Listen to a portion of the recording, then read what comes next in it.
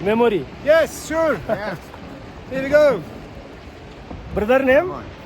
Marcus. My name's Marcus from Marcus Switzerland. From Switzerland. Yes. This brother? Nice to meet you guys. Brother name? Wolf. Wolf. From Germany. Germany. German guy. My name Mukesh. I am India. Hey, I'm Mukesh. okay. Nice to meet you. Nice to meet you. नमस्ते दोस्तों, मैं हूं मुकेश शर्मा। अभी हमारी ये स्पीति वाली series चल रही है। स्पीति मैंने 7-8 दिन उधर ही रहा था मैं, तो कम से कम 10-12 ब्लॉग बने हैं इसके। और ये पहाड़ों के नज़ारे देख देख के मन ही नहीं भरता है। देखते रहे, बने रहे मेरे साथ कुदरती नज़ारे, क्योंकि वापस पता नहीं कब आना होगा। और ये देखो अजीब अजीब पहाड़ है, कहीं सफ़ेद है, कहीं ब्लैक है, पास में नदी है, पेड़ पौधे हैं नहीं, क्योंकि हिम युग में ये बर्फ़ में दबे हुए थे सभी पहाड़। और ऑक्सीजन लेवल कम भी है, इस वजह से पहाड़ों के ऊपर हरियाली नहीं है। और दोस्तों शिमला मनाली तक तो बहुत हरियाली है, आगे चलने पे तिब्बत बॉर्डर की साइड में बिल्कुल गंजे पहाड़ है और ये पत्थर ही पत्थर है, इतने डेंजर रोड है। देखते रहे, बने रहे, वीडियो प्यार बनाए रखे। इस साइड में देखो दोस्तों, इस ब्लॉग में बहुत अजीब अजीब नज़ारे आएंगे, पहाड़ों के कुदरती नज़ारे। इस रोड पे ये कैमरा इतना फोकस नहीं कर पाता है, बाकी बहुत ही ख़तरनाक रोड है। यहाँ पे दोस्तों केवल बर्फ़बारी होती है सर्दी के मौसम में, बारिश बिल्कुल नहीं होती है, कभी कोई हो जाती है। बाकी ये बुरबुरे पत्थर है, लैंडस्लाइड यहाँ पे रेगुलर चालू रहती है। ये मेरे लेफ़्ट साइड में जो पहाड़ है पूरा कंकर का पहाड़ है और ग्लेशियर टाइप का पहाड़ है। यहाँ पे बर्फ़ पड़ी रहती है और धीरे धीरे बर्फ़ पिघलती है और ये पत्थर आते रहते हैं नदी के अंदर। और मेरे राइट साइड में पत्थर एक से एक झूल रहे हैं। ये देखो, अब ये पूरा जैसे लोहे का पहाड़ हो, बीच में ऐसी वैली आई है, मैदानी इलाका आया है, दोनों तरफ पहाड़ है। और यहाँ पे उतर के हल्का फुल्का एक्टिविटी नहीं कर सकते हम, बाकी ऑक्सीजन लेवल इतना कम है। ये रोड का काम भी चल रहा है, ग्रेवल डली हुई है और ऑक्सीजन लेवल भी बहुत कम है यहाँ पे। हमने ऑक्सीजन की नीचे से 450-400 रुपये की 2 ऑक्सीजन की कैन खरीद ली थी, इमरजेंसी में कहीं दिक्कत आ जाए तो। ये देखो ऊपर की साइड में बर्फ़ के ग्लेशियर है। अभी जुलाई का महीना है, हो सकता है इस बार बर्फ़ कम पड़ी हो तो मेल्ट भी हो गई, इसलिए बर्फ़ ने तो हमें मायूस कर दिया, लेकिन कुदरती नज़ारों ने हमें खुश कर दिया। आज चलेंगे हम काजा शहर की तरफ, जो कि चंद्रताल से निकले थे।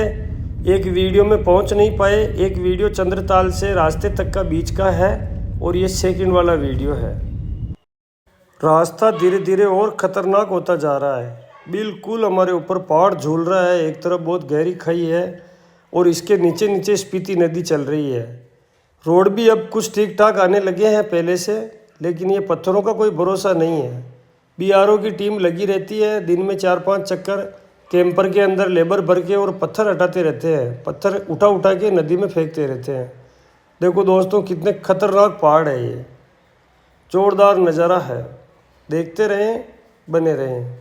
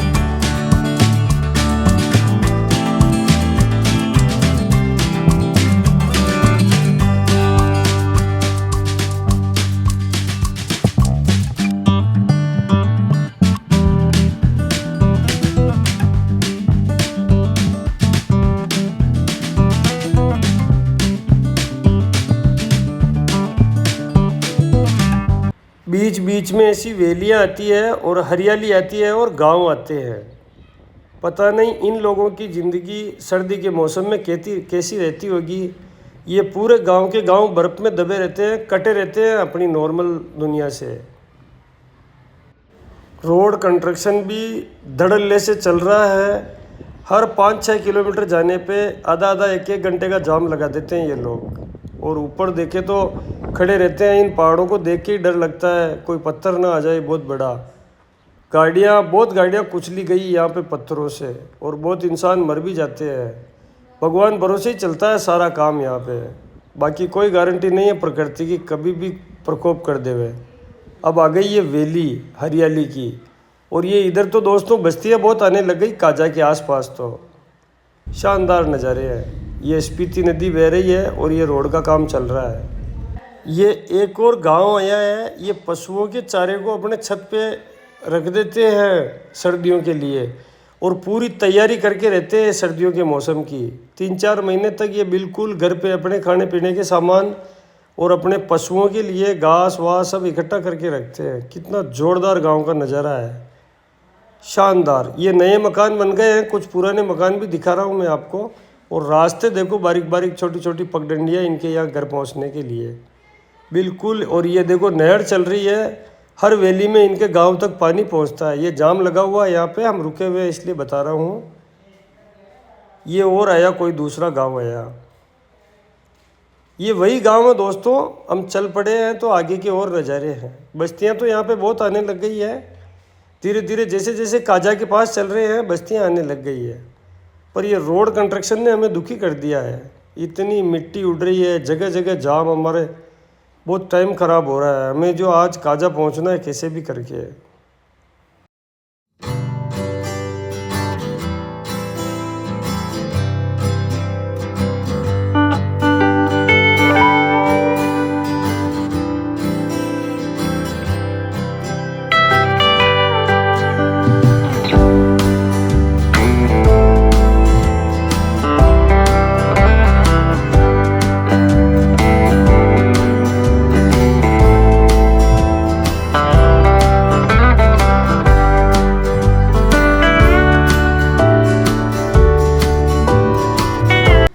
इन पहाड़ों के बीच में एक जगह जाम लगा हुआ था, तो हमें कुछ विदेशी नागरिक मिले।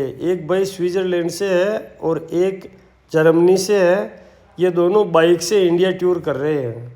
तो इस जाम में इनसे थोड़ी बहुत टूटी फूटी मेरे को इंग्लिश आती है, तो इनसे बातचीत हुई। मिलते हैं, इनसे मिलवाता हूँ।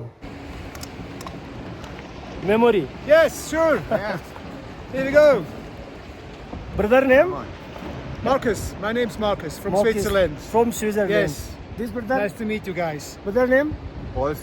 Wolf. From Germany. Germany. German guy. My name Mukesh. I am India. Hey, I'm Mukesh. okay. Nice to meet you. Nice to meet you.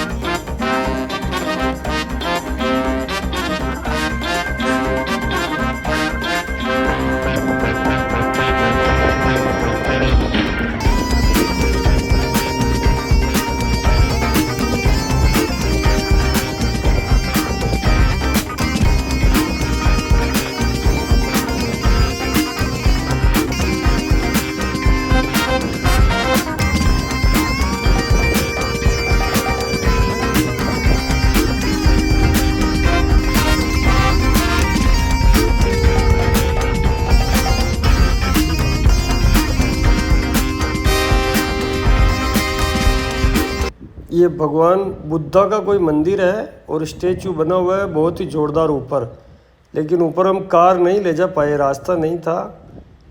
बहुत जोरदार बहुत सुंदर बुद्धा का स्टेचू बना हुआ ऊपर की तरफ। स्तूपा बोलते हैं इनको। हम जैसे भगवान के मंदिर को मंदिर बोलते हैं, वैसे ही इन बुद्ध भगवान के जो मंदिर होता है उसको स्तूपा बोलते हैं। ये देखिए दोस्तों, ये पेड़ वेड़ कटे हुए, जहाँ तक हमने गाड़ी ले जा सकी हम ले गए ऊपर बुद्ध स्तूपों को देखने के लिए। ये जो इनके गोल गोल ड्रम लगे हुए हैं, ये इनके बुद्धा के मंत्र होते हैं। इनको जितनी बार घुमाते हैं उतनी बार इनका कुछ मंत्रोच्चारण होता है। इतनी जानकारी नहीं है बुद्ध धर्म के बारे में, लेकिन हल्की फुल्की छोटी मोटी जानकारी, बेसिक जानकारी है। और इधर बुद्ध धर्म ही ज़्यादा है दोस्तों, बाकी हिंदू धर्म 10% ही है, और इस्लाम तो इधर है भी नहीं हिमाचल में ऊपर की तरफ। हिमाचल ऐसा प्रदेश है जहाँ पे सबसे कम इस्लाम है, सबसे ज़्यादा बुद्ध है। ये देखो कुछ लिखा हुआ है ऊपर, बुद्ध मंत्र लिखे हुए हैं इनके, और बहुत ही पुराना धर्म है बुद्ध धर्म भी। ये आ गए, ये झंडे लगाते हैं रंग बिरंगे, ये भी बुद्ध मंत्र है, कुछ बुद्धा के कुछ मंत्र है। ये हर जगह ऐसे झंडे लगे हुए हैं पहाड़ों में। और ये वही खतरनाक रास्ते चल रहे हैं, हम पहुँचते हैं काजा। ये आ गया काजा शहर। यहाँ पे भी ये बुद्ध बना हुआ है स्तूपा। ये स्तूपा बनाते हैं इनके छोटे छोटे मंदिर टाइप के, ये देखते हैं। इसके आगे एक और बड़ा मंदिर है, ये आई लव माई स्पीति, ये स्टेचू लगा हुआ है यहाँ पे। और एक ये मंदिर और आया है बुद्ध भगवान बुद्ध का मंदिर। इसके अंदर चलते हैं, अगर खुला होगा तो अंदर के दर्शन करवाऊँगा, नहीं होगा तो अंदर घूम फिर के वापस आ जाएंगे। यह है काजा शहर। पूरी स्पीति वैली का मुख्य शहर यही है काजा। मुझे लगता है जहाँ तक ये मंदिर तो बंद है दोस्तों, तो हम इसके यहाँ से ऊपर चल के बाहर से ही दर्शन कर लेते हैं और घूम फिर के निकलते हैं। काजा शहर में दोस्तों बहुत ही बुद्ध स्टैचू बने हुए हैं ऐसे, और बुद्ध धर्म के ही लोग यहाँ पे रहते हैं और बहुत हेल्पिश लोग हैं।